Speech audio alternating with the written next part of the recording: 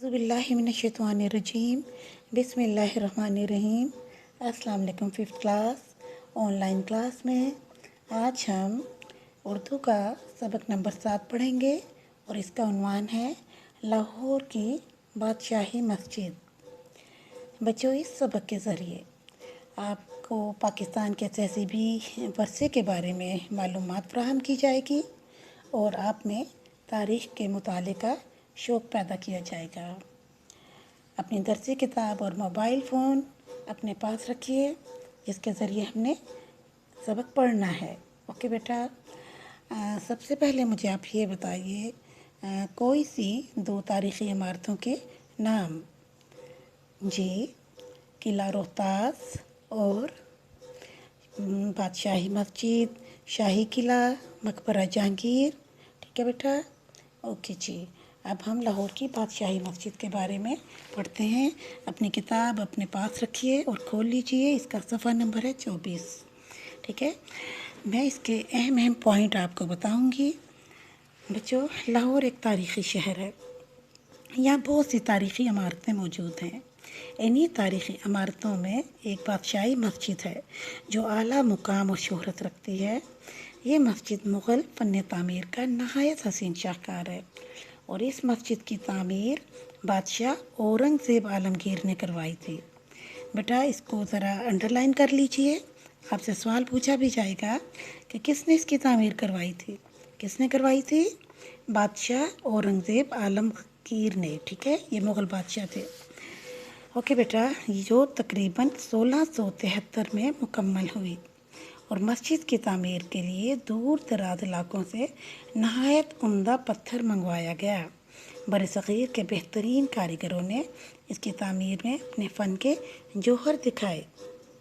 और बच्चों, बादशाही मस्जिद लाहौर शहर में वाक़या है। रावी के पुल से लाहौर में दाखिल होने वालों को मस्जिद के मीनार दूर से ही दिखाई देते हैं, जो देखने वालों को अपनी अज़मत का एहसास दिलाते हैं। और मीनार पाकिस्तान भी बच्चों, जो इस मस्जिद के बिल्कुल करीब वाक़या है। मस्जिद के बरामदों की खिड़कियों से हम इसका नज़ारा कर सकते हैं। और इसी तरह बादशाही मस्जिद के मरकज़ी दरवाज़े के सामने तारीख़ी शाही किला भी मौजूद है। मस्जिद के एक जानिब हमारे कौमी शायर डॉक्टर अल्लामा मोहम्मद इकबाल का मज़ार भी है। आपको पता है ना, अल्लामा इकबाल हमारे कौमी शायर हैं। जी।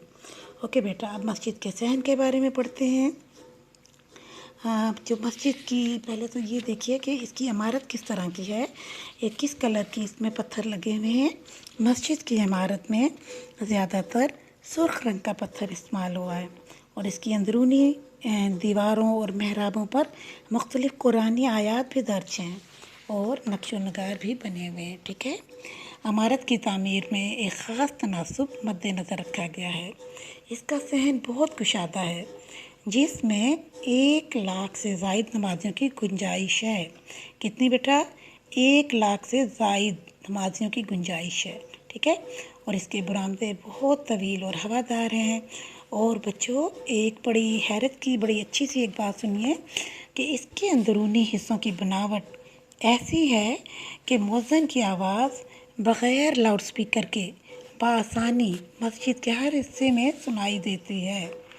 मस्जिद के सहन में वज़ू के लिए एक हौज़ बनाया हुआ है और जिसके इर्द गिर्द लगा सफ़ेद पत्थर इंतहाई गर्मी में भी ठंडा रहता है।